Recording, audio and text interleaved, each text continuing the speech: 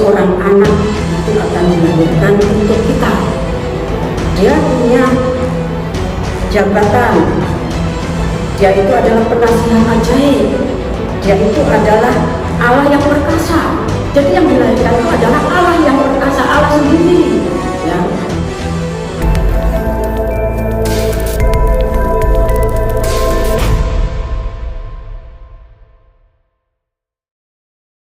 Saya mengucapkan selamat pagi, salam damai sejahtera, kiranya menyertai kita semuanya. Saya akan berbicara tentang ia tidak bersilsilah, ia tidak berbapa, tidak beribu, tidak berawal, dan tidak berkesudahan. Ini bagian yang kedua ya. Mari kita akan membaca Ibrani pasal yang ke-7. Kita baca ayat 1 sampai 3. Kristus dan Melkisedek. Sebab Melkisedek adalah Raja Salem dan Imam Allah yang Maha Tinggi. Ia pergi menyongsong Abraham ketika Abraham kembali dari mengalahkan raja-raja dan memberkati dia. Kepadanya pun Abraham berikan 1/10 dari semuanya. Menurut arti namanya, Melkisedek adalah pertama-tama Raja Kebenaran dan juga Raja Salem, yaitu Raja Damai Sejahtera. Ia tidak berbapa, tidak beribu, tidak bersilsilah, harinya tidak berawal dan hidupnya tidak berkesudahan. Dan karena ia dijadikan sama dengan anak Allah, ia tetap menjadi imam sampai selama-lamanya. Terima kasih. Imam besar Melkisedek. Ya, imam besar surgawi. Dia bukan imam besar menurut peraturan suku Lewi, yaitu imam besar Harun, tetapi menurut peraturan Melkisedek, di mana keimamannya itu kekal. Katakan ia tidak berbapa, tidak beribu, tidak bersilsilah, tidak ada awalnya dan tidak ada akhirnya. Itu imam besar agung, imam besar Melkisedek. Dan imam besar Melkisedek itu dijadikan sama dengan anak Allah. Berarti Allah yang kita sembah itu adalah Allah yang tidak bersilsilah, Allah yang tidak berbapa, Allah yang tidak beribu, tidak ada awalnya dan tidak ada akhirnya, Allah yang kekal. Ketika dia harus datang ke dunia, ya, bukan lagi dalam kondisi teofani, ya. Dia datang ke dunia, maka dia harus menjadi anak manusia.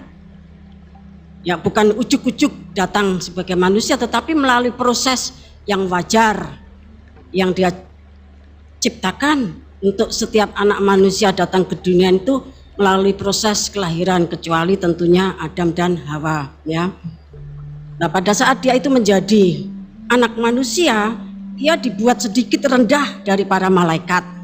Ya, malaikat itu posisinya lebih, maksudnya manusia itu posisinya lebih rendah dari malaikat. Posisi tertinggi itu Allah yang Maha Kuasa, Tuhan Yesus Kristus. Kemudian para malaikat, ya, kemudian para satan, itu roh yang jatuh, baru manusia, baru binatang, dan dimensi-dimensi dunia lainnya, tumbuhan dan lain-lain.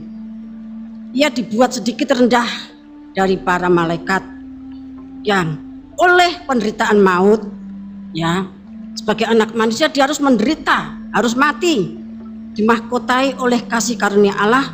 Ia mengalami maut bagi semua manusia.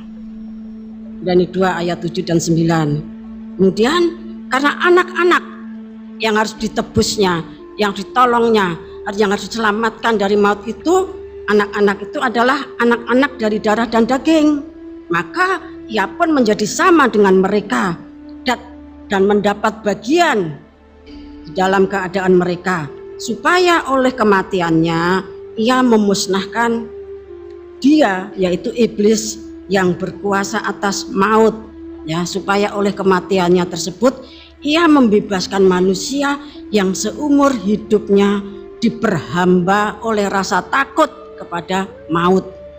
Itulah sebabnya maka dalam segala hal ia harus samakan dengan saudara-saudaranya. Saudara-saudaranya itu siapa? Itulah manusia.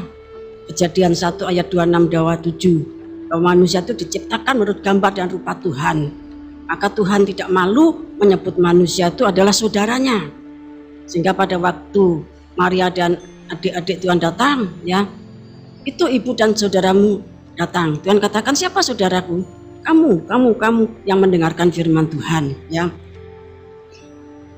Itulah sebabnya dalam segala hal ia harus disamakan dengan saudara-saudaranya, supaya ia menjadi imam besar, ya, yang menaruh belas kasihan dan yang setia kepada Allah untuk mendamaikan dosa seluruh bangsa.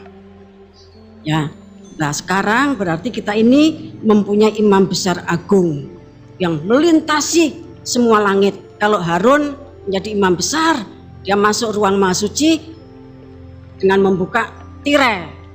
Ketika pelayanan pendamaian dilayani asal-asalan sembarang waktu, maka Nadab dan Abihu mati.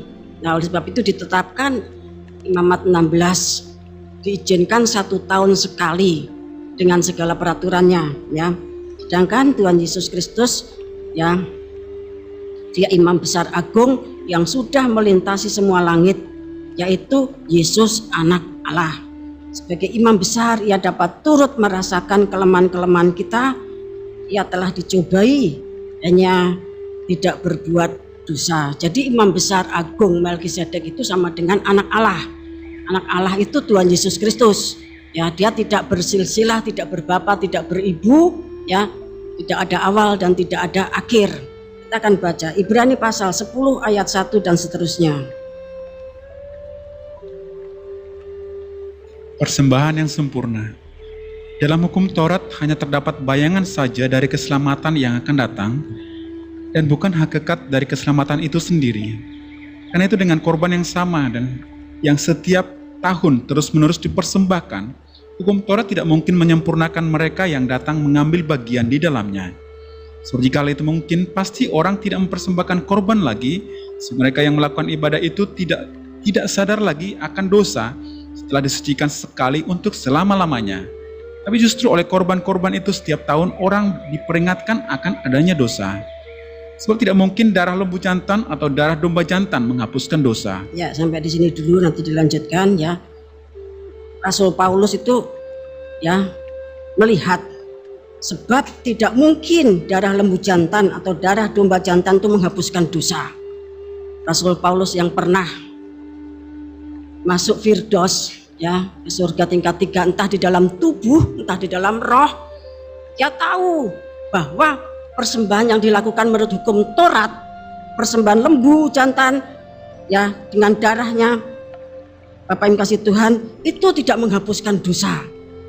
Dia melihat di sana, dan oleh sebab itu, karena dosa Israel itu tidak bisa dihapuskan oleh lembu jantan, darah lembu jantan muda, ya, Israel semakin menjadi-jadi di dalam tegar tengkuknya, di dalam kedegilannya, dan di dalam penyembahan berhala, ya. Semakin hari menyembah berhala, semakin menyembah berhala, semakin menyembah berhala. Berarti apa? Dosanya itu tidak diampuni. Artinya tidak bisa dihapus oleh darah binatang. Karena itu cuma merupakan bayangan, ya. Itu cuma merupakan bayangan. Mari dilanjutkan. Karena ketika ia masuk ke dunia, ia berkata, korban dan persembahan tidak engkau kehendaki, tetapi engkau telah menyediakan tubuh bagiku. Nah, ketika ia, imam besar agung, anak Allah itu masuk ke dunia, maka ia berkata bahwa korban dan persembahan sudah tidak dikehendaki oleh Tuhan, karena tidak pernah menyucikan orang Israel. Nah, dan Tuhan menyediakan tubuh untuk menjadi anak domba Allah yang disembelih. Ayat 6. Pada korban bakaran dan korban penghapus dosa engkau tidak berkenan. Lalu aku berkata, sungguh aku datang dalam gulungan kitab ada tertulis tentang aku untuk melakukan kehendakmu ya Allahku. Dan di atas ia berkata, korban dan persembahan, korban bakaran dan korban penghapus dosa tidak engkau kehendaki dan engkau tidak berkenan kepadanya, meskipun dipersembahkan menurut hukum Taurat. Dan kemudian katanya, sungguh aku datang untuk melakukan kehendakmu. Yang pertama ia hapuskan supaya menegakkan yang kedua. Dan karena kehendaknya inilah kita telah dikuduskan satu kali untuk selama-lamanya oleh persembahan tubuh Yesus Kristus. Ya, kalau tadi ayat 4 mengatakan darah anak lembu jantan itu tidak menghapuskan dosa. Ya, itu cuma bayangan, tetapi darah Kristus sekali dicurahkan, ya, maka itu menghapuskan dosa umat manusia yang percaya kepadanya. Terus selanjutnya setiap imam melakukan tiap-tiap hari pelayanannya dan berulang-ulang mempersembahkan korban yang sama sekali tidak dapat menghapuskan dosa. Tetapi ia setelah mempersembahkan hanya satu korban saja karena dosa, ia duduk untuk selama-lamanya di sebelah kanan Allah. Dan sekarang ia hanya menantikan saatnya di mana musuh-musuhnya akan dijadikan tumpuan kakinya.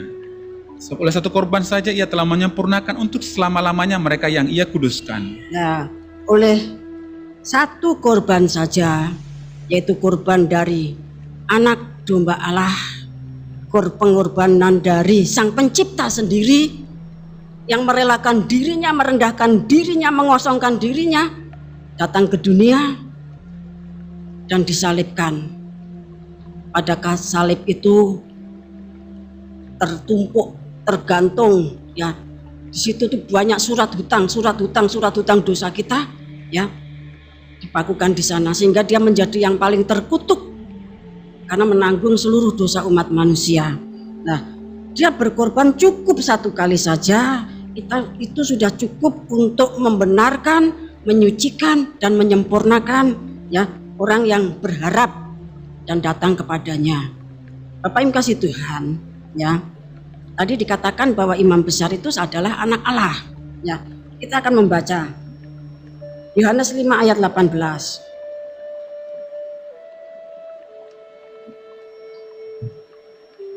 Sebab itu orang-orang Yahudi lebih berusaha lagi untuk membunuhnya, bukan saja karena ia meniadakan hari Sabat, tapi juga karena ia mengatakan bahwa Allah adalah Bapanya sendiri, dan dengan demikian menyamakan dirinya dengan Allah. Nah, ketika Tuhan Yesus itu mengatakan bahwa Allah itu adalah Bapanya, dalam pengertian orang Yahudi, anak Allah itu sama dengan Allah sendiri. Ya, orang Yahudi itu punya pengertian, punya pemahaman, punya pengajaran.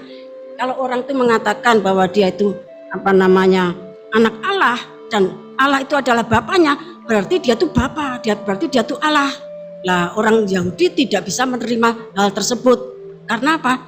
Ya, karena kondisinya Tuhan Yesus yang secara fisik, ya, tidak mumpuni. Ya, tidak mumpuni artinya tidak kaya. Ya, dia bukan bangsawan, ya.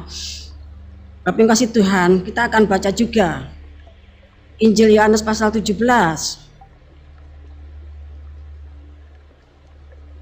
ayat 21 dan 22. Supaya mereka semua menjadi satu, sama seperti Engkau ya Bapa di dalam aku dan aku di dalam Engkau, agar mereka juga di dalam kita, supaya dunia percaya bahwa Engkaulah yang telah mengutus aku.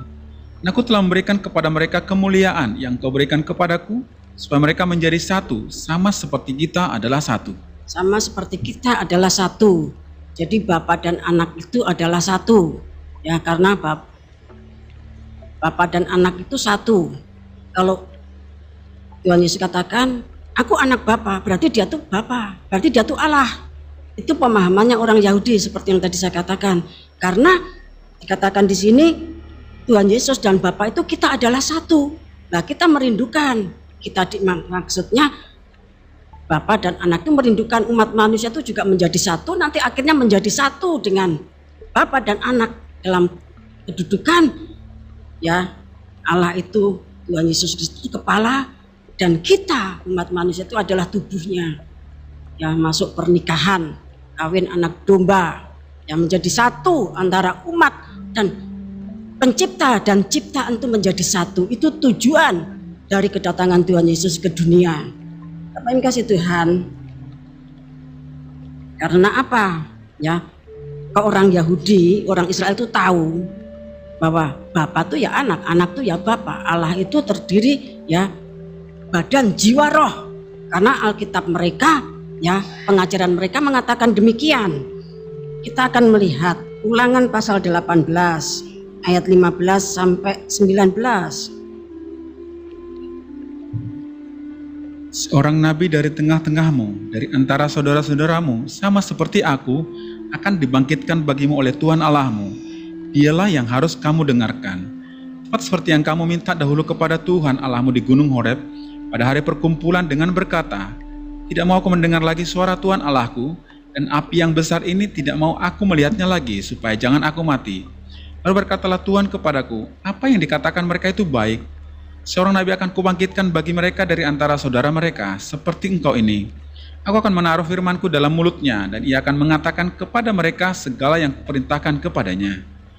Orang yang tidak mendengarkan segala firmanku yang akan diucapkan nabi itu demi namaku, daripadanya akan kutuntut pertanggungjawaban. Nah, Nabi Musa ya pada hari-hari terakhir dari hidupnya, ya, karena firman ini diucapkan di tepi sungai Yordan, ya, dia mengucapkan firman kitab Ulangan ini, mengulangi sejarah dulu, kemudian Israel itu diajar, diingatkan, ya, kasih Tuhan, bahwa apa yang dulu kamu minta ketika kamu di Gunung Horeb, ketika kamu di Sinai, ketika Tuhan langsung berbicara tentang 10 hukum Taurat, itu Keluaran 20 ayat 1 dan seterusnya, itu langsung yang berbicara itu Tuhan.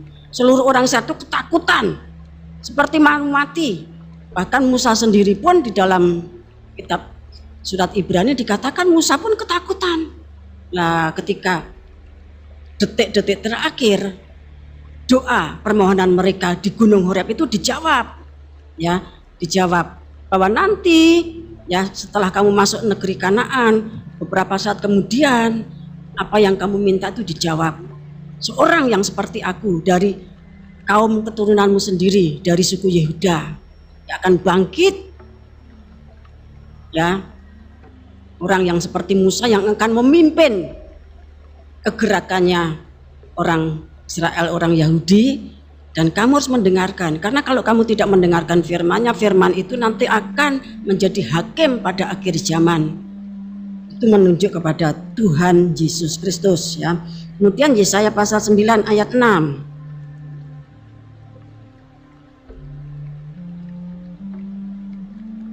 Sebab seorang anak telah lahir untuk kita, seorang putra telah diberikan untuk kita, lambang pemerintahan ada di atas bahunya, dan namanya disebutkan orang, penasihat ajaib, Allah yang perkasa, Bapa yang kekal, Raja damai. Ya, ini nubuatan, ya, yang diterima oleh Nabi Yesaya, bahwa nanti seorang anak itu akan dilahirkan untuk kita.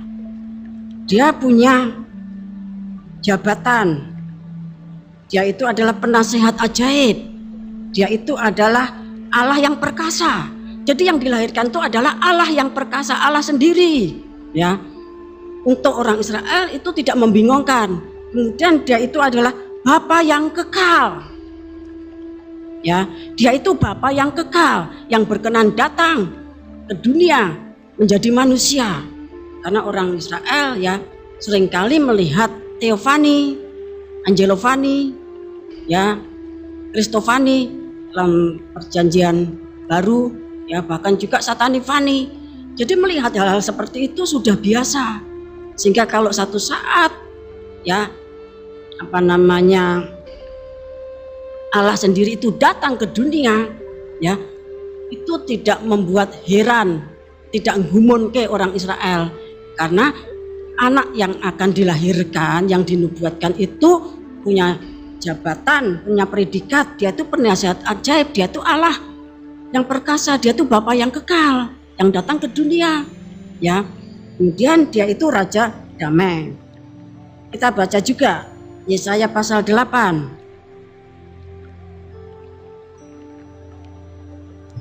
ayat 14 sampai 16. Ia akan menjadi tempat kudus, tetapi juga menjadi batu sentuhan dan batu sandungan bagi kedua kaum Israel itu, serta menjadi jerat dan perangkap bagi penduduk Yerusalem. Banyak di antara mereka akan tersandung, jatuh dan luka parah, tertangkap dan tertawan. Aku harus menyimpan kesaksian ini dan memeteraikan pengajaran ini di antara murid-muridku. Nah, waktu Nabi Yesaya itu bernubuat mengatakan bahwa ia yang akan datang itu, ya, dia itu nanti akan menjadi batu sentuhan. Dia akan menjadi batu sandungan yang membuat kedua kaum Israel, yaitu kaum dari kerajaan utara dan kerajaan selatan, itu menjadi jerat, menjadi perangkap bagi penduduk Yerusalem, yang membuat banyak orang tersandung, jatuh, luka, ya, luka parah, tertawan, bahkan kehilangan kekuasaan atas penggarapan kebun anggur, seperti Matius 21 ayat 43. Ya, kewenangan menggarap kebun anggur itu diambil. Itu akibat karena Israel, Yahudi kesandung, ya, kesandung. Kemudian diberikan kepada suatu bangsa yang akan memberikan buah kerajaan. Demikian dikatakan. Lah, untuk saat itu pengajaran ini sesuatu yang sangat menakutkan, sehingga Nabi Yesaya itu harus menyimpan, ya, kesaksian ini, ya, harus menyimpan kesaksian ini bahwa dia itu, ya, yang akan datang, anak yang akan datang itu menjadi sandungan, menjadi batu sentuhan. Kalau Rasul Petrus mengatakan, ya, untuk yang tidak percaya dan tidak taat, dia itu batu sandungan dan batu sentuhan. Tetapi untuk yang percaya, dia itu batu penjuru, batu yang terpilih dan mahal. Bapak Ibu kasih Tuhan, Israel kok kesandung, Israel kok menjadi jatuh, tertangkap, terperangkap. Ya, kita akan membaca penyebabnya itu apa. Kita membaca 1 Korintus pasal 1 ayat 23. Tetapi kami memberitakan Kristus yang disalibkan, untuk orang-orang Yahudi suatu batu sandungan, dan untuk orang-orang bukan Yahudi suatu kebodohan. Nah, jadi orang Yahudi itu kesandung dan tidak menerima Tuhan Yesus Kristus, anak Allah yang sudah dinubuatkan para nabi. Ya Bapak Ibu kasih Tuhan, karena apa? Karena pengharapan orang Israel itu berbeda. Pengharapannya orang Israel itu bersifat keduniawian, bersifat materi. Ya, mereka pikir bahwa penasihat ajaib, Allah yang perkasa, Bapa yang kekal, Raja damai itu akan datang dengan segala kemuliaan, lebih dahsyat dari kemuliaannya Daud, lebih dahsyat dari kemuliaannya Salomo, ya, yang akan mengembalikan, memulihkan Israel ke dalam kejayaan masa lalu, bahkan lebih jaya lagi. Karena pada waktu itu Israel kan di bawah jajahan kekaisaran Romawi, hidupnya sangat sengsara. Nah, dia menantikan Mesias, ya.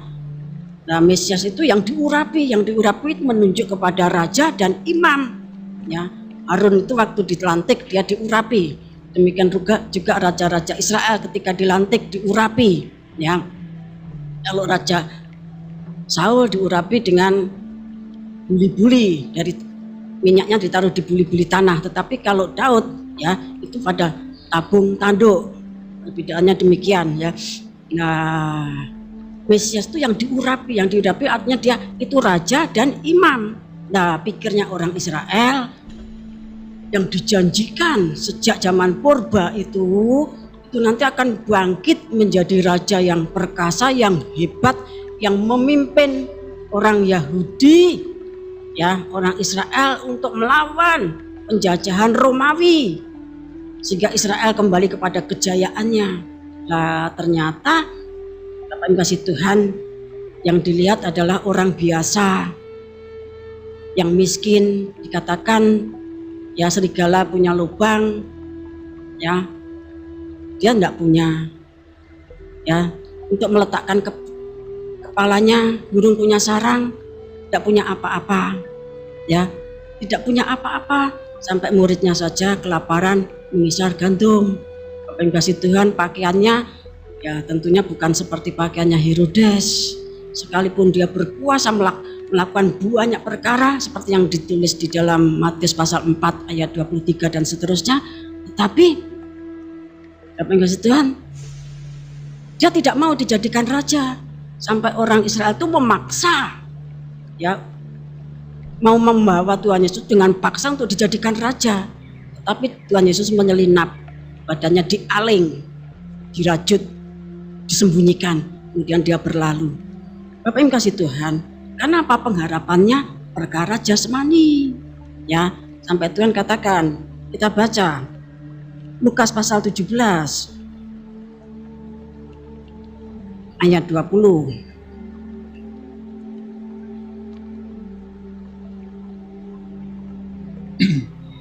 Kedatangan kerajaan Allah. Atas pertanyaan orang-orang Farisi apabila kerajaan Allah akan datang, Yesus menjawab katanya, kerajaan Allah datang tanpa tanda-tanda lahiriah. Nah, kerajaan Allah itu datang tanpa tanda-tanda lahiriah. Tidak seperti kerajaan Allah yang diiming-imingkan oleh iblis kepada Tuhan Yesus dalam Injil Matius pasal 4, ya. Kenikmatan daging, rasa dan harta. Bukan itu kerajaan Allah di bumi, itu bukan seperti itu, ya. Tetapi kerajaan Allah itu datang tanpa tanda-tanda lahiriah, karena memang Tuhan Yesus tidak berkehendak mendirikan kerajaannya itu di bumi. Kerajaan surga itu bukan di bumi. Nah, sementara pengharapan orang Israel itu, orang Yahudi itu di bumi, kembali kepada kemegahannya Daud dan Salomo. Nah, sebab itu ketika justru yang diharapkan, yang mau dijadikan raja, dia kok malah disalib, runtuh pengharapannya orang Israel. Bahkan DC, kalau kamu bisa turun dari salib, kamu bisa menyelamatkan diri dari salib, aku ikut kamu, aku nyembah kamu. Nah, Bapak Ibu Tuhan, itu suaranya daging, itu suaranya iblis. Seperti yang pernah menggoda Petrus ketika Tuhan Yesus berbicara tentang penderitaan dan kesengsaraan yang kemudian nanti akan disalibkan, mati, kemudian bangkit. Petrus berkata, sekali-kali jangan hal itu terjadi atas kamu, tetapi justru dihardik sama Tuhan. Nya iblis, karena itu suara iblis, ya. Kamu tidak memikirkan apa yang dipikirkan Allah, kamu cuma memikirkan apa yang dipikirkan manusia. Yang dipikirkan manusia itu ya kenikmatan selama di dunia, tetapi yang dipikirkan Allah itu, kita warga negara kerajaan surga kembali ke sana. Lagi di sini tuh cuma sekedar mau mampir ngombe, ya, cuma sementara, seperti lamanya orang berziarah, ya, seperti uap, seperti debu, seperti cacing, sebentar, ya. Kita akan membaca juga Yohanes pasal 6 ayat 15.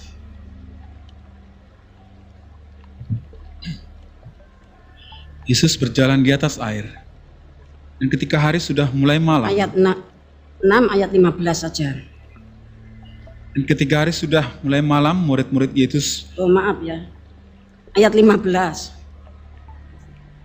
Karena Yesus tahu bahwa mereka hendak datang dan hendak membawa dia dengan paksa untuk menjadikan dia raja, ia menyingkir pula ke gunung seorang diri. Nah, jadi orang Israel itu hendak menjadikan Yesus itu secara paksa itu dijadikan raja, ya. Tapi kerajaan Tuhan bukan di sini. Di sini sudah ada yang menjadi raja, ya.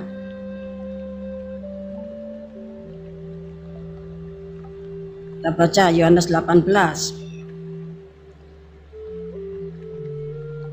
ayat 36 dan 37. Jawab Yesus, kerajaanku bukan dari dunia ini. Jika kerajaanku dari dunia ini, pasti hamba-hambaku telah melawan, supaya aku jangan diserahkan kepada orang Yahudi. Akan tetapi kerajaanku bukan dari sini. Maka kata Pilatus kepadanya, jadi engkau adalah raja? Jawab Yesus, engkau mengatakan bahwa aku adalah raja. Untuk itulah aku lahir dan untuk itulah aku datang ke dalam dunia ini, supaya aku memberi kesaksian tentang kebenaran. Setiap orang yang berasal dari kebenaran mendengarkan suaraku. Setiap orang yang berasal dari kebenaran mendengarkan suaraku. Jadi ketika Tuhan Yesus menjawab pertanyaannya Pontius Pilatus, ya, jadi engkau adalah raja. Ya, kerajaanku bukan dari dunia ini. Kalau kerajaanku di dunia pasti para pembesar, para jenderalku sudah melepaskan aku dari kondisi ini. Tetapi justru aku datang tuh supaya aku berada dalam kondisi ini.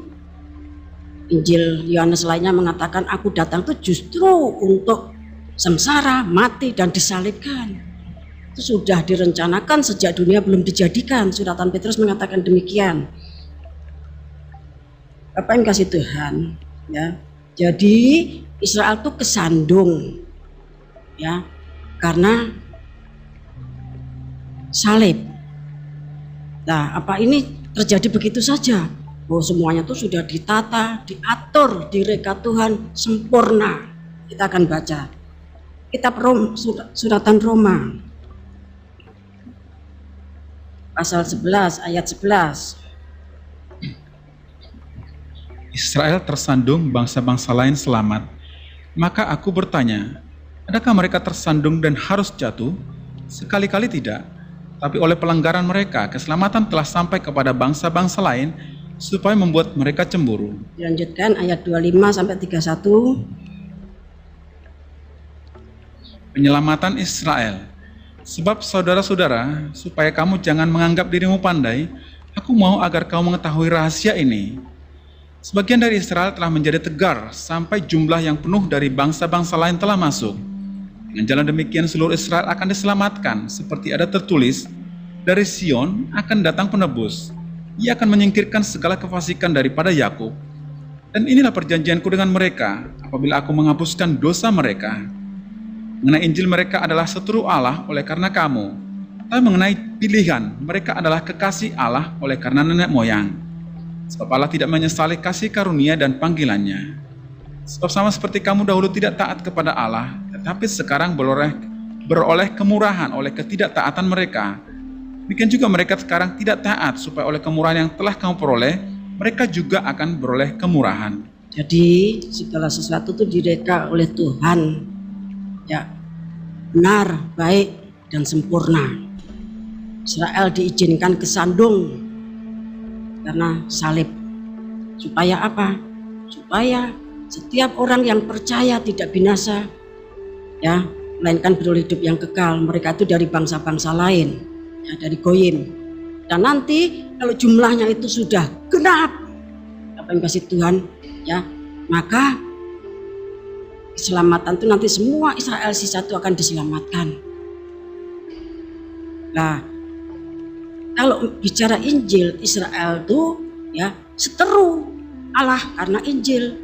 Tetapi kalau menurut nenek moyang dia itu ada pilihan. Nah, kalau kita ini pilihannya Roh Kudus, ya, pilihannya Roh Kudus, sehingga kita percaya kepada Injil karena kita dipilih Roh Kudus, ya, dan kita diajar oleh Roh Kudus, maka kita datang kepada Dia. Apa yang kasih Tuhan, ya. Sebab itu ialah waktu yang tersisa pada akhir zaman ini, ya, kita manfaatkan sebaik-baiknya. Karena nanti kalau waktunya sudah habis untuk goyim, maka itu akan kembali kepada Israel. Kita membaca Yohanes pasal 6. Yohanes 6 ayat 44 dan 45. Tidak ada seorang pun yang dapat datang kepadaku, jikalau ia tidak ditarik oleh Bapa yang mengutus aku, dan ia akan kubangkitkan pada akhir zaman. Ada tertulis dalam kitab nabi-nabi, dan mereka semua akan diajar oleh Allah, dan setiap orang yang telah mendengar dan menerima pengajaran dari Bapa datang kepadaku. Nah, kita bangsa-bangsa lain atau goyim, berarti sebelum kita datang itu kepada Tuhan, jiwa roh kita tuh sudah diajar oleh Bapa. Entah kita sadar, entah kita tidak, entah di dalam tubuh, entah di dalam roh. Katanya Rasul Paulus, kita tuh sudah diajar oleh Bapa, sehingga kita datang kepada Tuhan Yesus Kristus. Terima kasih Tuhan. Jadi Bapa itu mengajar, ya, memberikan pengajaran. Bahkan kalau saudara membaca di dalam Perjanjian Lama, Ulangan pasal 32, Musa katakan, perhatikan pengajaran ini. Bahkan Bapak itu mengajar seperti induk Raja Wali mengajar anaknya. Dan banyak ayat-ayat mengatakan bahwa Bapak itu mengajar. Ya, orang yang bisa paham kalau Bapak itu mengajar ya seperti Raja Daud. Ya, sejak kecil, sejak masih remaja dia diajar. Ya, diajar.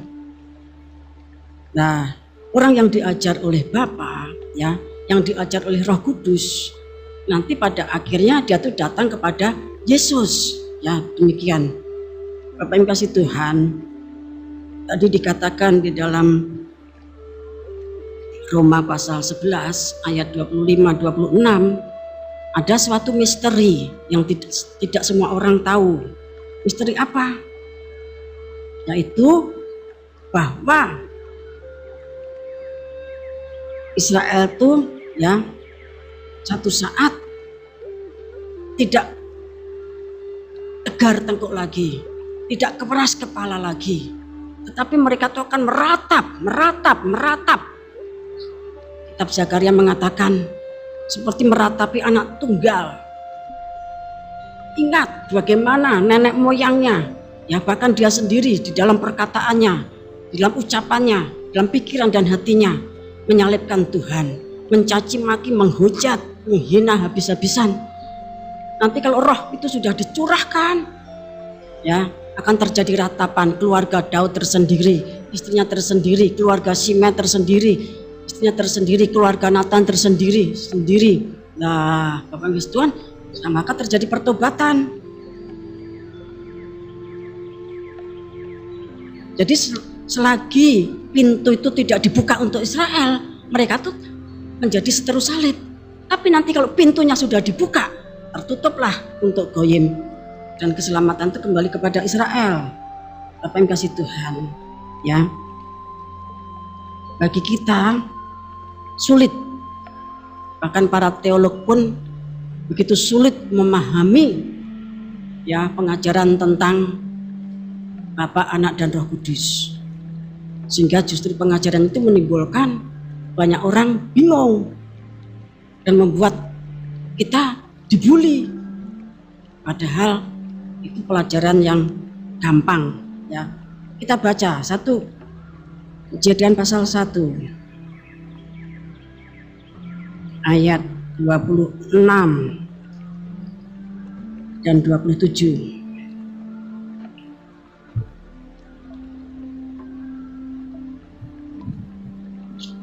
Berfirmanlah Allah, baiklah kita menjadikan manusia menurut gambar dan rupa kita, mereka berkuasa atas ikan-ikan di laut dan burung-burung di udara, dan atas ternak dan atas seluruh bumi, dan atas segala binatang melata yang merayap di bumi. Maka Allah menciptakan manusia itu menurut gambarnya, menurut gambar Allah diciptakannya dia, laki-laki dan perempuan diciptakannya mereka. Ya, ketika Allah menciptakan manusia, maka istilahnya marilah kita. Dan saya katakan kita itu berarti pronomina orang ke satu jamak. Ya, nah yang dimaksud kita itu Allah itu karena dia menjadi gambar, dia menjadi patron, ya menjadi gambar dan rupa, menjadi patron dari penciptaan manusia. Kalau manusia yang dicipta itu punya badan, punya jiwa, punya roh, maka patronnya dia yang menciptakan itu juga punya badan, dia punya jiwa, punya roh. Maksudnya demikian, ya punya badan, jiwa, roh. Terima kasih Tuhan. Kalau orang Jawa itu punya istilah, ya kakang kawah, adi ari-ari, sedulur papat, limo pancer. Nah mereka itu percaya ketika manusia itu lahir, dia tuh tidak sendirian. Ketika manusia itu lahir, dia tuh tidak sendirian. Ya, ada kakangnya, ada adinya. Katakan kakangnya itu ya, kakangnya itu kawah, ya, air tuban. Adiknya itu ari-ari yang dikubur itu loh, ya. Itu kalau nguburnya enggak bagus, enggak baik, ya. Kadang-kadang menimbulkan masalah. Kemudian yang ketiga, sedulur papat, ya. Kakang kawah tadi ada hari-hari, kemudian ada darah, kemudian darah itu nyawa. Menurut Kejadian 9 ayat 4 dan 5, di dalam darah itu ada nyawa, ya, nyawa itu life, ya. Kejadian 9 ayat 4 sampai 6 mengatakan demikian. Kemudian yang keempat itu user atau udel, ya, yang daripadanya di dalam kandungan dia hidup. Jadi bayi itu ketika masih dalam kandungan, ya, mulutnya itu ya udelnya, ya, mulutnya yang bayi dalam kandungan tuh udelnya tuh mulutnya tersambung dengan sumber makanan dari ibunya. Nah kalau sudah di luar, nah makannya tidak lewat udel tapi lewat mulut. Terima kasih Tuhan. Kemudian yang kelima pancar itu ya wujud fisik atau diri sendirinya tadi, ya Bapak yang kasih Tuhan, ya. Kemudian setiap manusia itu ada malaikat yang menjaga, ya, ada malaikat yang menjaga, yang menulis perbuatan baik, ya. Kemudian ada juga yang dia tuh ngojo-ojoi. Ngojo-ojo itu artinya mendorong manusia kepada perbuatan jahat. Sehingga kalau kita melihat penghakiman pada Injil Matius pasal 25, domba itu sebelah kanan, sebelah kiri itu kambing. Domba itu artinya orang yang mentaati firman dari anak domba Allah, yang percaya pada pengorbanan anak domba Allah. Nah, kambing itu kambing Asasel, ya, kambing Asasel. Yang kalau kita lihat gambarnya ya seperti kambing tetapi yang sangat najis itu, ya. Nah, Bapak yang kasih Tuhan, ya. Jadi manusia itu seperti kita ini, ya, pernah saya gambarkan, kita tuh tidak sendiri, kita punya jiwa, kita punya roh. Kalau saudara belajar Ngorogo Sukmo atau saudara belajar pergi di dalam roh seperti yang dilakukan Yeskiel, yang dilakukan oleh Rasul Paulus, seperti yang dilakukan oleh Rasul Yohanes di Pulau Patmos, dia tuh pergi dalam roh, pergi di bawah roh. Itu bahasa Jawanya Ngorogo Sukmo. Orang yang Ngorogo Sukmo itu ketika dia sudah lepas dari badannya, dia bisa melihat menoleh bahwa badannya itu ada, mungkin sedang meditasi. Meditasi itu Yosua pasal 1 ayat 8, merenungkan. Raja Daud itu paling pintar meditasi, karena setiap perkataan merenungkan itu bahasa Inggrisnya meditate, ya, meditasi. Nah kalau kita tuh bisa menyatukan badan, jiwa, roh kita, bisa fokus, tapi yang kasih Tuhan, maka akan terjadi perkara-perkara yang ajaib, akan menjadi orang yang sakti. Orang yang sakti itu orang yang bisa menyatukan, ya, kehendak badannya, kehendak jiwanya, dan kehendak rohnya. Itulah sebabnya kita dilatih fokus, melihat pada satu titik. Nanti dari situ akhirnya timbul yang disebut aura, cahaya atau cakra, yang dari sini, ya, sampai kita bisa melihat Roh Kudus. Bahkan kita bisa, kalau kita fokus, kita bisa melihat malaikat yang menjaga kita. Karena setiap kita tuh dijaga malaikat dari 7 divisi, ya, ada 7 divisi malaikat. Kita akan baca Ibrani pasal 1 ayat 7. Dan tentang malaikat-malaikatnya berkata, yang membuat malaikat-malaikatnya menjadi badai dan pelayan-pelayannya menjadi nyala api. Ayat 14. Bukankah mereka semua adalah roh-roh yang melayani, yang diutus untuk melayani mereka yang harus memperoleh keselamatan? Nah, jadi malaikat-malaikat itu adalah roh, karena malaikat itu banyak, ya, yang diutus. Ya, mereka tuh roh-roh yang melayani, yang diutus untuk melayani mereka yang harus memperoleh keselamatan. Jadi mereka yang harus diselamatkan itu dilayani oleh para malaikat. Ya, ada 7 divisi malaikat. Seperti halnya alam semesta ini, ya, ada divisi angin. Bapak yang kasih Tuhan, kalau kita menyebut divisi angin itu divisi yang berkuasa atas udara, kita menyebutnya Bopo Bayu. Ya, kalau kita sedang meditasi, kita bisa fokus, kita melihat dia itu tampil biasanya dengan warna awan yang di langit itu. Kemudian ada malaikat yang berkuasa atas air, kita menyebutnya Bopo Tirto. Ya, Bopo Tirto itu kalau kita sedang meditasi, dia datang, ya, sinar kemuliaannya itu berwarna seperti hijau lumut, ya. Kemudian yang ketiga, malaikat yang berkuasa atas api, ya, itu disebut sebagai Bapa Dahono, ya. Nah, kalau dia hadir, pakaian kemuliaannya yang kita lihat, ya tentunya bajunya tidak satu, ya, kemuliaannya, tapi yang diajarkan kepada kita itu merah api. Kemudian malaikat yang keempat, malaikat yang berkuasa atas bumi, batu, tanah, ya, disebut Bapa Bawono, ya. Itu kalau hadir sama Tuhan, penampilannya itu dengan pakaian kemuliaan kuning emas, ya. Kemudian yang kelima, yang berkuasa atas manusia, ya, kita menyebutnya Bopo Amongrogo, ya, dia tampil itu dengan pakaian putih. Kemudian yang berkuasa atas tumbuh-tumbuhan, kita menyebut Bopo Wanadri, ya. Bopo Wanadri tampilnya itu seperti hijaunya rumput, ada hijau lumut, ada hijau rumput, ya. Kalau Bopo yang berkuasa atas semua binatang, ya, itu kita menyebutnya Bopo Among Sato, ya. Itu pakaian kemuliaannya berwarna ungu tanah, ya, ungunya tanah itu. Nah, mereka itu roh yang melayani siapa? Melayani mereka yang harus selamatkan.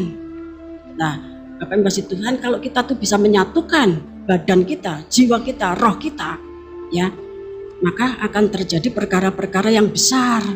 Kalau saudara sembahyang, ya sembahyang saudara sakti.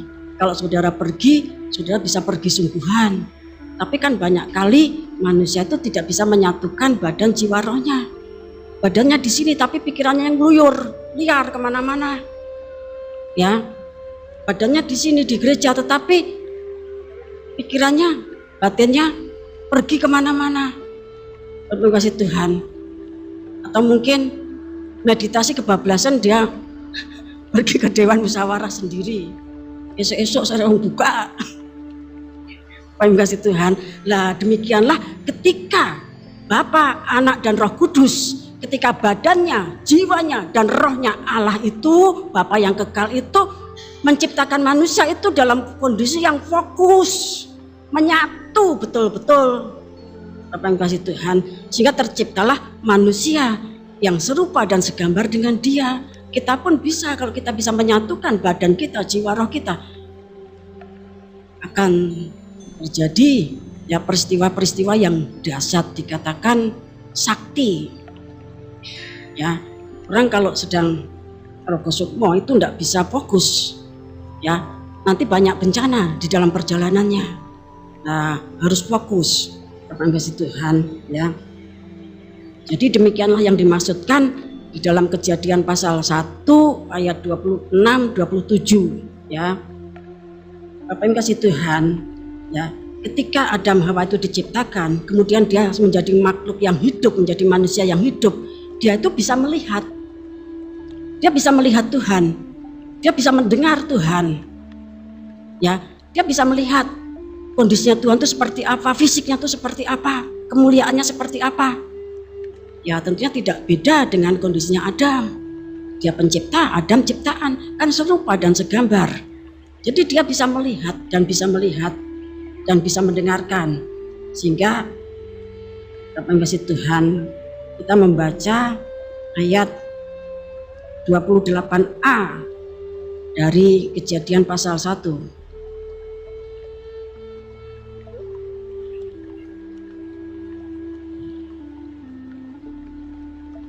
Allah memberkati mereka, lalu Allah berfirman kepada mereka, beranak cuculah dan bertambah banyak. Nah, jadi begitu diciptakan langsung diberkati, artinya dinikahkan. Kemudian ada firman, ya, Allah memberkati mereka. Lalu Allah berfirman kepada mereka. Jadi Allah bersuara, Allah berbicara, dan Adam Hawa, maksudnya Adam dan ciptaan yang pertama perempuan ini diberkati dan diperintahkan untuk beranak cucu. Ini mandat biologis, ya. Kejadian 1 ayat 28a, ayat 28b. Penuhilah bumi dan taklukkanlah itu. Terus, berkuasalah atas ikan-ikan di laut dan burung-burung di udara, dan atas segala binatang yang merayap di bumi. Nah, perintah itu sama dengan mandat. Ya, ini mandat kultur. Ada mandat biologis, ada mandat kultur. Ayat 29. Berfirman Allah, lihatlah, aku memberikan kepadamu segala tumbuh-tumbuhan yang berbiji di seluruh bumi, dan segala pohon-pohonan yang buahnya berbiji, itulah akan menjadi makananmu. Nah, jadi Tuhan pencipta itu menunjukkan, lihatlah. Nah, waktu itu tentunya Adam dan pasangannya melihat semuanya tadi. Ya, melihat semuanya tadi, kemudian diberikan itu menjadi makananmu. Itu mandat ekonomi, ya. Kemudian kita baca Kejadian pasal 2. Ayat 2 dan 3. Ketika Allah pada hari ketujuh telah menyelesaikan pekerjaan yang dibuatnya itu, berhentilah ia pada hari ketujuh dari segala pekerjaan yang telah dibuatnya itu. Lalu Allah memberkati hari ketujuh itu dan menguduskannya, karena pada hari itulah ia berhenti dari segala pekerjaan penciptaan yang telah dibuatnya itu. Nah, ini mandat spiritual. Jadi Adam dan pasangannya itu masuk di dalam Sabat hari ketujuh. Ya, kita baca ayat 15 dari pasal 2. Tuhan Allah mengambil manusia itu dan menempatkannya dalam Taman Eden untuk mengusahakan dan memelihara taman itu. Ini mandat konservasi dan mandat preservasi. Jadi untuk mengusahakan, memelihara, merawat ya Taman Eden tersebut. Ini mandat konservasi dan preservasi. Kita baca ayat 16 dan 17. Lalu Tuhan Allah memberi perintah ini kepada manusia. Semua pohon dalam taman ini boleh kau makan buahnya dengan bebas, tapi pohon pengetahuan tentang yang baik dan yang jahat itu, janganlah kau makan buahnya, sebab pada hari engkau makannya, pastilah engkau mati. Nah, ini mandat yang keenam, yaitu mandat justifikasi. Ya, justifikasi itu putusan, alasan atau pertimbangan berdasarkan hati nurani. Jadi ini boleh dimakan, boleh tidak, tapi nanti ada konsekuensinya. Itu mandat justifikasi. Ya. Jadi waktu di Taman Eden, saya ulangi lagi, Adam dan pasangannya itu mendengarkan, dia melihat, dia berbincang-bincang, dia berbicara. Ya, bahkan Tuhan mengajarkan banyak hal. Ya, diajarkan caranya masak. Ya, mau masak apapun diajar sama Tuhan, diajarkan sama Tuhan. Bahkan sebelum mereka jatuh, Tuhan itu sudah menyembelih binatang. Berarti Allah itu sudah mengajari manusia untuk mengolah masakan dari binatang. Ya, apa yang kasih Tuhan. Ya. Kemudian kita akan membaca Kejadian pasal 3 ayat 8 sampai 14. Ketika mereka mendengar bunyi langkah Tuhan Allah yang berjalan-jalan dalam taman itu pada waktu hari sejuk, bersembunyilah manusia dan istrinya itu terhadap Tuhan Allah di antara pohon-pohonan dalam taman.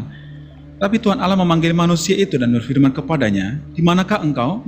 Ia menjawab, "Ketika aku mendengar bahwa engkau ada dalam taman ini, aku menjadi takut, karena aku telanjang, sebab itu aku bersembunyi." Firman-Nya, "Siapakah yang memberitahukan kepadamu bahwa engkau telanjang? Apakah engkau makan dari buah pohon yang kularang engkau makan itu?" Manusia itu menjawab, "Perempuan yang kau tempatkan di sisiku, dialah yang memberi dari buah pohon itu padaku, maka aku makan." Kemudian berfirmanlah Tuhan Allah kepada perempuan itu, "Apakah yang telah kau perbuat ini?" Jawab perempuan itu, "Ular itu yang memperdayakan aku, maka aku makan." Lalu berfirmanlah Tuhan Allah kepada ular itu, "Karena engkau berbuat demikian, terkutuklah engkau di antara segala ternak dan di antara segala binatang hutan. Dengan perut mula engkau akan menjalar, dan debu tanahlah akan kau makan seumur hidupmu." Terima kasih. Ya, tadi dalam ayat 8 dikatakan ketika mereka mendengar bunyi langkah Tuhan Allah.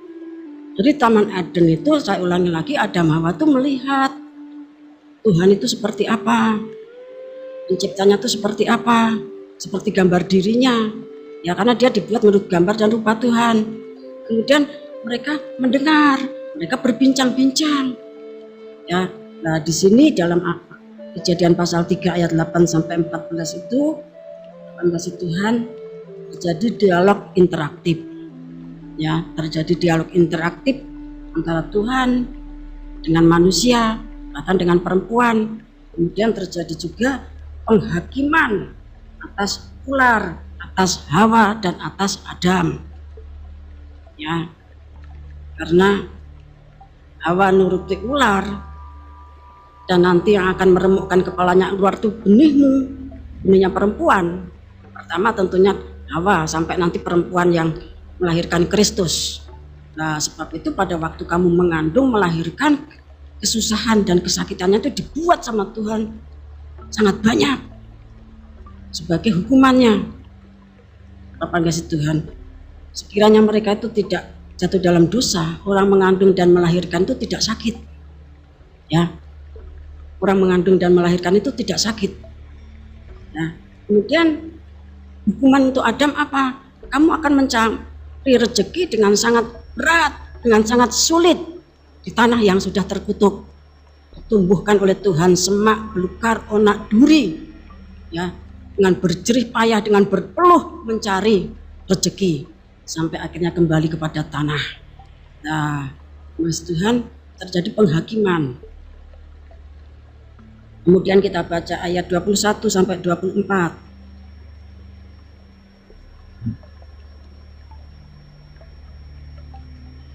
Dan Tuhan Allah membuat pakaian dari kulit binatang untuk manusia dan untuk istrinya itu, lalu mengenakannya kepada mereka. Berfirmanlah Tuhan Allah, sesungguhnya manusia itu telah menjadi seperti salah satu dari kita, tahu tentang yang baik dan yang jahat. Maka sekarang jangan sampai ia mengulurkan tangannya dan mengambil pula dari buah pohon kehidupan itu dan memakannya, sehingga ia hidup untuk selama-lamanya. Lalu Tuhan Allah mengusir dia dari Taman Eden supaya ia mengusahakan tanah dari mana ia diambil. Ia menghalau manusia itu, dan di sebelah timur Taman Eden ditempatkannya beberapa kerub dengan pedang yang bernyala-nyala dan menyambar-nyambar untuk menjaga jalan ke pohon kehidupan. Ya, setelah dihakimi, ditetapkan nasibnya, ya, kemudian Tuhan membuat pakaian. Karena mungkin ketika di hadapan Tuhan, pakaian arah yang dibuat itu dia gerak dikit, sobek sehingga tampak ketelanjangannya. Bagi Tuhan, ketelanjangannya itu artinya dia sudah tidak punya sinar kemuliaan, sudah tidak pakai sinar kemuliaan. Selagi ada sinar kemuliaan, dia telanjang, tetapi tidak malu kalau yang ditutup sinar kemuliaan Tuhan. Nah, ketika berdosa, sinar kemuliaan itu sudah lepas seperti orang telanjang. Bapak kasih Tuhan, dalam kitab Wahyu pasal 16 ayat 15 dikatakan Tuhan datang sebagai pencuri. Kalau kamu tidak berjaga-jaga, kamu akan berjalan dengan telanjang. Artinya tidak punya sinar kemuliaan, tidak dilindungi di dalam perang Harmagedon, ya. Nah, kemudian setelah itu dihambat untuk masuk ke pohon kehidupan, ya. Kemudian diusir, didorong keluar dari Taman Eden, diusir. Kemudian Taman Eden itu dijaga oleh kirub, ya, beberapa kirub dengan pedang yang bernyala-nyala, menyambar-nyambar untuk menjaga jalan ke pohon kehidupan. Keluaran pasal 26 ayat 31 sampai 32, pembuatan tabir atau kain tirai itu dibuat dari kain biru, ungu, kirmisi, dan lenan halus yang dipintal benangnya. Kemudian haruslah dibuat dengan ada kirubnya, buatan seorang ahli. Ini pintu tirai yang membatasi ruang suci dengan ruang maha suci, yang membatasi daerahnya manusia dengan daerahnya Tuhan, ruang maha suci, dibatasi oleh pintu tirai. Kalau dalam kitab Kejadian, Tuhan menempatkan beberapa kirub dengan pedang yang menyala-nyala dan menyambar-nyambar. Tujuannya apa? Supaya manusia itu tidak bisa mengambil lagi pohon kehidupan. Karena kalau mengambil pohon kehidupan sementara dia sudah berdosa, maka dia akan hidup kekal sebagai manusia berdosa. Ya, kita akan membaca Injil Matius pasal 27. Kita baca ayat 50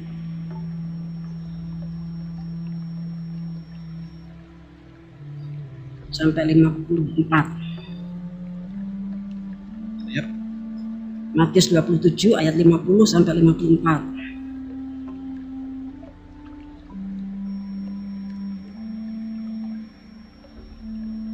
Yesus berseru pula dengan suara nyaring lalu menyerahkan nyawanya. Dan lihatlah tabir bait suci terbelah dua dari atas sampai ke bawah. Terjadi gempa bumi dan bukit-bukit batu terbelah dan kuburan-kuburan terbuka dan banyak orang kudus yang telah meninggal bangkit. Dan sesudah kebangkitan Yesus, mereka pun keluar dari kubur lalu masuk ke kota kudus dan menampakkan diri kepada banyak orang. Kepala pasukan dan prajuritnya yang menjaga Yesus menjadi sangat takut ketika mereka melihat gempa bumi dan apa yang telah terjadi, lalu berkata, sungguh ia ini adalah anak Allah. Nah, jadi tirai ya yang ditutup, dijaga kerub dengan pedang yang menyala-nyala dan menyambar-nyambar tadi, yang menutup supaya Adam Hawa itu tidak bisa balik masuk ke Taman Eden dan mengambil pohon kehidupan.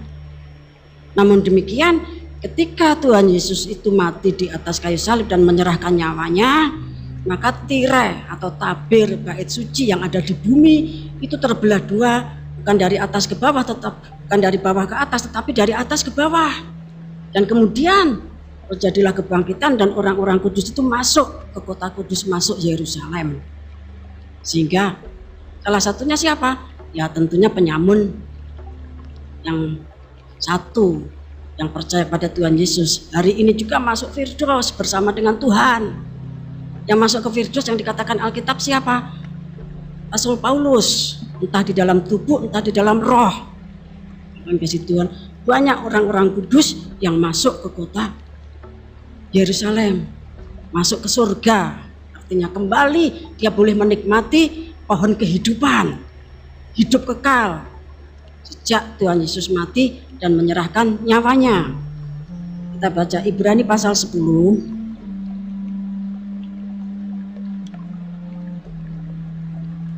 ayat 19 sampai 20.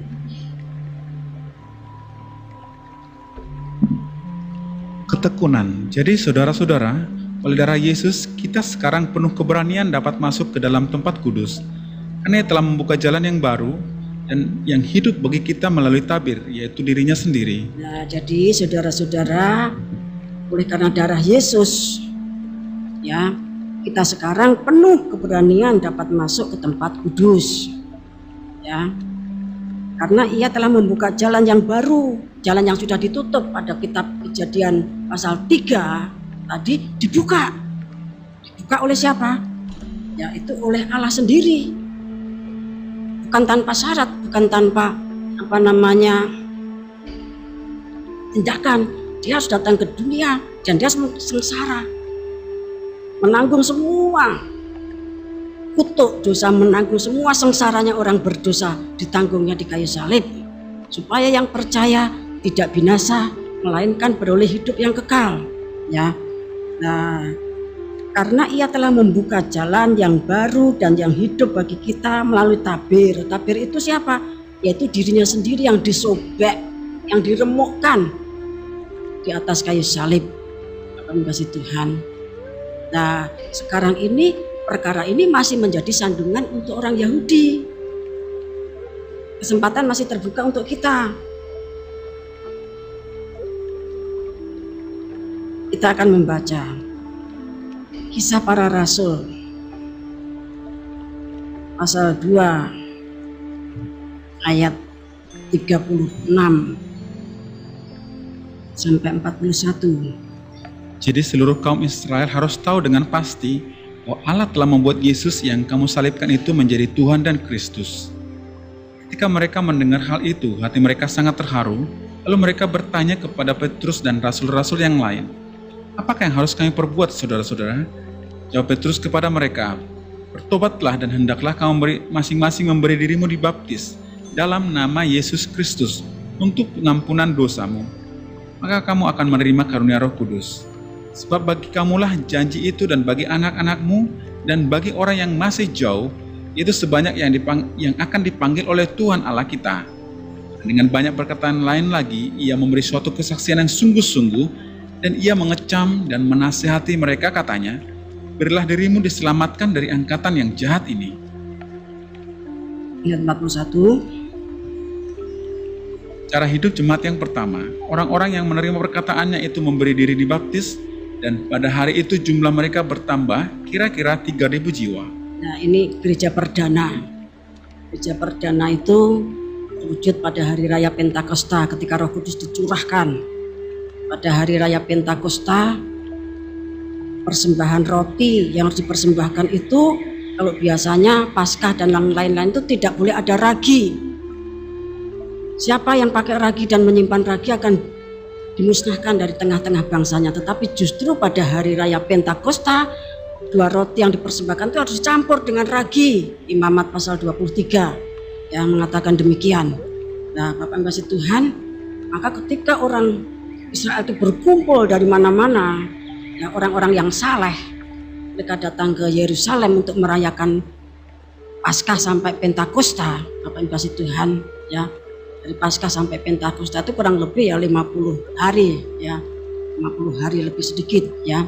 Nah, Roh Kudus dicurahkan dengan kekuatan dan kuasa urapan Roh Kudus, menggenapkan nubuatan dalam kitab Nabi Yoel pasal 2 ayat 28 sampai 31. Semua rasul itu kepenuhan Roh Kudus. Maka mereka tuh diberikan satu keberanian, padahal tadinya mereka itu sembunyi di loteng Yerusalem saking takutnya, yang takut dikejar-kejar imam-imam, kepala, ahli Taurat, orang Farisi, orang Saduki, ya, penguasa Yerusalem pada waktu itu. Tetapi ketika Roh Kudus dicurahkan, mereka itu menjadi berani berkhotbah, berani menjadi martir, ya. Dan mereka itu berkhotbah, Rasul Petrus itu sambil berkhotbah dia tuh menasihati, bahkan mengecam orang Israel, ya. Sampai akhirnya dia katakan, jadi seluruh kaum Israel itu harus tahu dengan pasti bahwa Allah telah membuat Yesus yang kamu salibkan itu menjadi Tuhan dan Kristus. Karena di Israel itu nama Yesus itu banyak, ya, ada Yesus yang lain. Tetapi Yesus yang dijadikan Tuhan dan Kristus itu adalah Yesus yang kamu salibkan. Sehingga Tuhan itu adalah Tuhan Yesus Kristus. Ketika dia datang ke dunia menjadi anak manusia, namanya Yesus yang disalibkan. Kalau bukan Yesus yang disalibkan, dia bukan Tuhan, ya. Dan salib itu adalah bukti dari kasih Allah kepada umat manusia. Bapak Ibu kasih Tuhan. Jadi setelah kebangkitan dan ketika Roh Kudus dicurahkan, ya, terjadi peristiwa besar. Gereja perdana terbentuk 3.000 jiwa. 3.000 jiwa itu artinya angka ruang suci, ruang maha suci. Kemudian kalau kita membaca KPR 4 ayat 4, jumlah tersebut bertambah menjadi 5.000. 5.000 itu kan kalau kita diajar tabernakel itu 5.000 hasta, ya, angka dari halaman, ya, yang maksudnya layar halaman itu, ya, 5.000 hasta. Jadi tabernakel awal itu terbentuk, ya, dari orang Israel. Baru setelah itu Bapak Ibu Tuhan, ya, sampai beberapa saat akhirnya orang Israel menolak. Kemudian Rasul Paulus mengatakan dia mengebaskan debu kakinya, kemudian dia menginjil untuk bangsa-bangsa lain. Dan untuk bangsa lain itu ada waktu 2000 tahun. 2000 tahun, ya, seperti Tuhan Yesus tinggal di Samaria 2 hari, ya, 2 hari. Ketika orang Samaria meminta, Tuhan Yesus tinggal di Samaria 2 hari. Injil Yohanes pasal 4 itu, ya. Nah, Bapak Ibu, berarti waktunya itu sudah sangat dekat menjadi tertutup dan kembali kepada umat pilihan. Kalau untuk menempelkan zaitun liar pada batang asli itu sulit, ya, karena ini tabiatnya liar.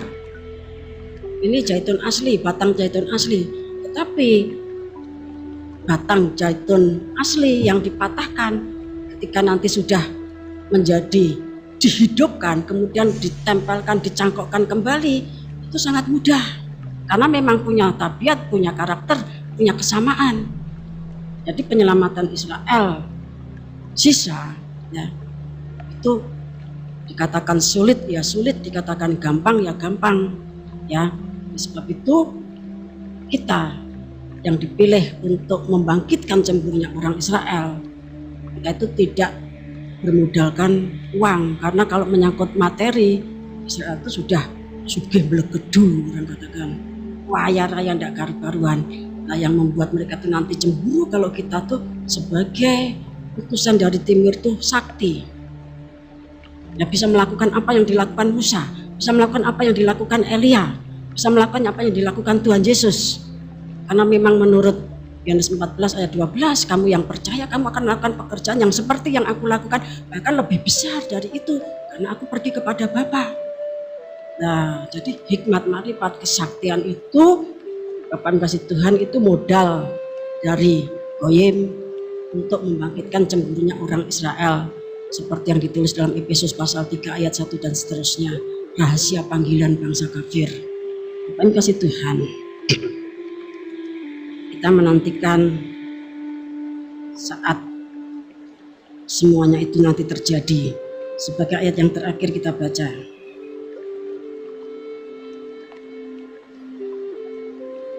2 Korintus pasal 4 ayat 3 sampai 5. Jika Injil yang kami beritakan masih tertutup juga, maka ia tertutup untuk mereka yang akan binasa. Itu orang-orang yang tidak percaya, yang pikirannya telah dibutakan oleh ilah zaman ini, sehingga mereka tidak melihat cahaya Injil tentang kemuliaan Kristus yang adalah gambaran Allah. Sebab bukan diri kami yang kami beritakan, tetapi Yesus Kristus sebagai Tuhan, dan diri kami sebagai hamba-Mu karena kehendak Yesus. Ya, jadi kita para pelayan Tuhan itu menghadapi penghambat-penghambat, itu bukan manusia, itu adalah ilah zaman. Kalau menurut Efesus pasal 6, ya, itu adalah pemerintahan kegelapan, kuasa penghulu roh-roh jahat di udara yang menghambat orang itu menerima Injil Kristus. Yang kita beritakan itu adalah Tuhan Yesus Kristus. Yesus yang sudah disalibkan itu adalah Tuhan dan Kristus yang diurapi. Jadi Tuhan Yesus Kristus itu adalah Dia yang tidak bersilsilah, tidak berbapa, tidak beribu, ya, kemudian tidak ada awalnya dan tidak ada akhirnya. Nah, kemudian Ibu Maria dan Yusuf itu apa? Ya, dia itu sekedar jalan, ya, untuk nubuatan itu disampaikan. Sebab itu ketika Tuhan Yesus sedang dalam kondisi urapan Roh Kudus dalam pengajaran firman dan sedang mengajar umat, itu ibuku siapa? Kamu. Ya, saudaraku yang mendengarkan firman Tuhan. Tapi bukan berarti dia tidak hormat sama orang tuanya, dia hormat. Tetapi ketika harus berada di bait Allah, apa kamu tidak tahu bahwa aku harus berada di rumah Bapakku? Ketika umur 12 kan mengatakan demikian, ya. Nah, Bapak yang kasih Tuhan, pemakaian ini itu Tuhan percayakan pada akhir zaman itu kepada orang dari timur, bangsa yang dipercaya kebun anggur, ya, pembentukan kerajaan surga di bumi, pembangunan, ya, tubuh Kristus, ya. Dan kita harus mengeluarkan buah-buah kerajaan. Matius 21 ayat 43 mengatakan demikian. Oleh sebab itu, dengan segala keterbatasan kita, kondisi kita yang setiap hari pikul salib dan menanggung 9 penderitaan salib, itu satu kondisi yang sudah tepat, satu kondisi yang sudah seperti aturan surga, seperti kondisinya Tuhan Yesus Kristus. Justru dengan kekuatan salib itu nanti semuanya akan terwujud. Semoga Tuhan memberkati kita semuanya.